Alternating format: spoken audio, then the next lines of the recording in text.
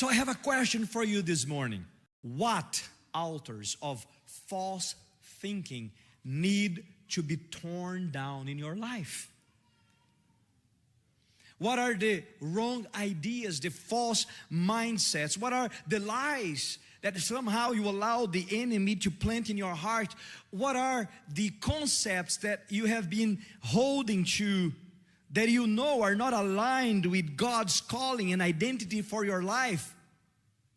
It's time to tear them down.